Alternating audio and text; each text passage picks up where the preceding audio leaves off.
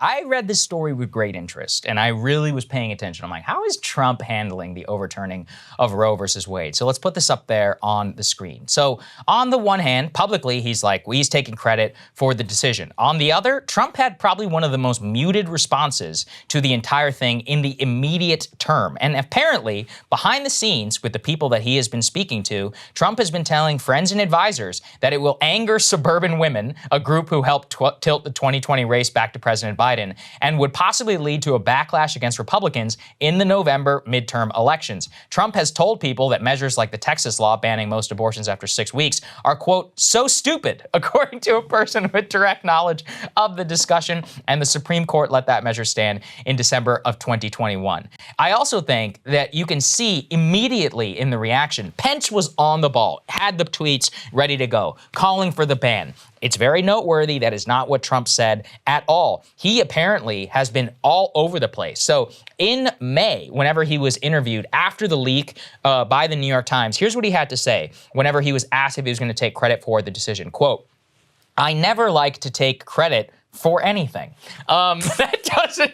So I pointed this out. That's what he's known for. This is humility. The man. That's what this guy's known for. He's the most humble guy on earth. Trump took credit for fewer airline crashes while he was president. Okay, so I'm just gonna say that, and as they point to, Mr. Trump, who has spent his career affixing his name to almost anything that he possibly could, in some cases buildings that he did not even own and only license his name to in order to increase their rentability.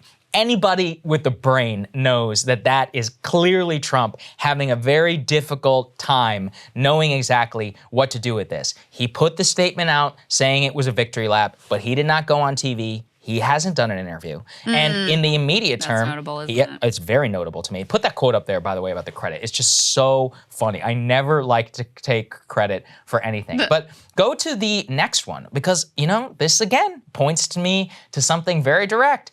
His immediate reaction in an interview with Fox, again, not on television, with the Fox News reporter, he said, "This is following the Constitution giving rights back. They should have been a long time ago." And he said, quote, "God made the decision," from Trump, who definitely is a very strong Christian.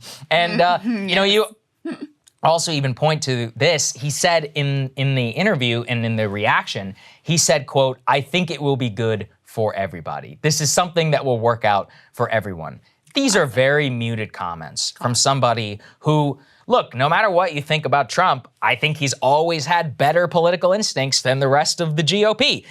After all, he's the only Republican who actually could win in 2016. So I think people should really understand why he is personally uncomfortable. Look, Trump was pro-choice as soon as 2011. Yeah, they were donating Planned Parenthood. Go back to what that segment that we did about Texas kicking out the gay log cabin Republicans. Yeah. That's a harbinger because you saw that Donald Trump Jr. was like, hey, why are we doing this? Why are we kicking out these gay Republican groups whenever we should be united against the left? The Trump family, they're New Yorkers. At the end of the day, their ability to win the presidency had far less to do with social conservatism. And I'm talking about the national electorate, not the GOP primary, because those are two distinct things. Had much more to do with a backlash against political correctness, corruption, elite hatred against Hillary Clinton than it had to do anything with abortion. Hence why 1/3 of the people, there are far more people who voted for Donald Trump who are pro-choice than vice versa, who are pro-life, who voted for Hillary Clinton, or who voted for Joe Biden. They understand that. Anybody with a brain understands that, can look at a crosstab. Now, this, I think, will face some issues for Trump because he also can't stop but love the adulation, right? He's going to be a rock star, amongst evangelicals for the rest of his life. So I do think he's probably going to lean into it a little bit when he realizes the pop that it's going to get amongst those crowds in the South. But he's not dumb enough to understand, he's not dumb enough to say, oh, that's the entire electorate. The only chance that the Trump has with all of this is to just say, we're moving on and I'm not going to do anything more. But how can you do that when you're going to get pummeled from the right by the Ted Cruzes, the Mike Pences, and the social cons who no longer have an affirming reason to vote for you in such a primary? This scrambles Ron DeSantis' chances, Trump's chances. It really does actually create maybe like a permanent 22% or so of the Republican primary electorate, which is up for grabs by whoever's the most, the the most Michelle Bachmann or whatever, most Mike Pence on abortion. So I do think it poses big challenges for Trump personally in terms of his politics. I mean, the only thing I will say is to your point about because he was the president who put these justices in place and got it done, maybe he gets some latitude I think he will. Yeah, he the evangelical right on these issues. But yeah, there's no doubt he's uncomfortable. And if you recall back in the 2016 campaign, it was kind of a journey for Trump to get to the place where then he puts Mike Pence as his vice president and then releases that list of Supreme Court justices. That was all in sort of like the fallout after the grab her by the whatever comments. And there was a worry that, you know, the evangelical right was just going to collapse and they were going to leave. And that's what he puts out the list of justices. It kind of locks that in. But he made all kinds of weird comments about abortion throughout his campaign that showed this was not an issue that he really had thought about. He clearly didn't even really understand what the social conservative position is. Remember when he tried to go too hard and he got asked a question about whether women should be criminalized? He was like, of course there should be a punishment. The you know, evangelical right is like, no, we don't say that. We don't do that. We don't go there. And he had to clean that up. So, you know, there was clearly a sort of lack of understanding, lack of comfort with the issue, and instinctive understanding, too, that this is just, you know, when you get out there on the fringe where the Supreme Court has now put the debate, this is dramatically unpopular. The other thing I wanted to point out from the polling that we looked at in the first part is if you look at demographic groups, of course, Republicans very excited about the way that they've been performing with Latinos, hoping they can bring Latinos over into their coalition.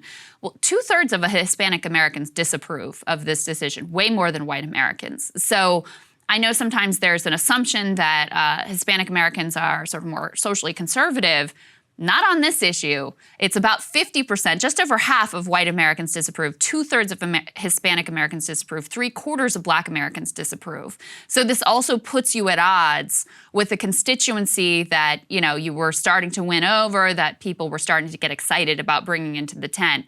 So it's, yeah, it definitely makes things a lot more complicated, and it gives a very, if someone like Pence wants to challenge Trump in the 2024 primary, it gives them a very clear issue where they can get to his right. I'm not saying they're going to win, but they could push him in a direction where he'd have to adopt something like this, which could then come and hurt him in the general election. I'm reading the timeline of Trump's pro-life. It's so funny. I've forgotten some of this from 2016. 1999, quote, "I'm very pro-choice. I hate the concept of abortion. I hate everything it stands for. I cringe when I listen to people debating the subject, but I just believe in choice." Then sometime between 99 and 2011, at CPAC, he just says, "I'm pro-life and against gun control." Then in one of his first interviews after his announcing his candidacy, Jake Tapper says, "So are you pro-choice or are you pro-life?" And he says, "I'm pro-choice." And Tapper goes, "Are you pro-choice or are you pro-life?" And he goes, "I'm pro-life. I'm sorry." And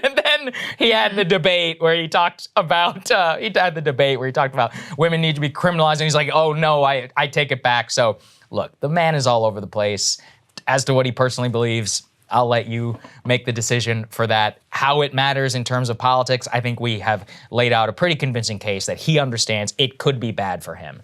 Who knows how it all works out? Look, politics is crazy. You know, people say one thing, "Oh yeah, I'm definitely going to vote today." Who knows if any of it's actually true? Yeah. There's really no way to know. I guess just to sum up my thought, this is a massive wild card that has entered the political system. It's just, it's big uncertainty. It would have, that's exactly right. It would have been impossible to predict the way that Roe upended politics for 50 years, and I think it's very hard to predict how this is going to upend politics in similar ways and create a lot of challenges for in where it's going to matter and where it's not going to matter, and which elections it's going to matter and which it's not. Because, listen, the other thing that we've seen happen in other countries, and this is just, I mean, it's 100% going to happen here. You're going to have instances where women die in horrific, tragic circumstances because of this decision and because of the laws that are being passed at the state level. And there will be instances where those become flashpoints and just total national outrage. Remember, like Terry Schiavo? Right. Yeah, it's like stuff like that. There was an instance like this in Ireland that really shifted the way that they were, and ultimately changed their laws.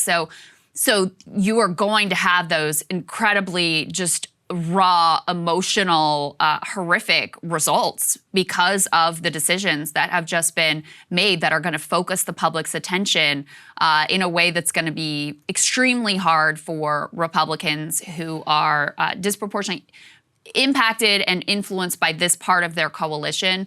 They're going to have a hard time responding. Cable news is ripping us apart, dividing the country, making it impossible to function as a society, and making it impossible to know just what is true and what is false. But the good news is they are failing and they know it.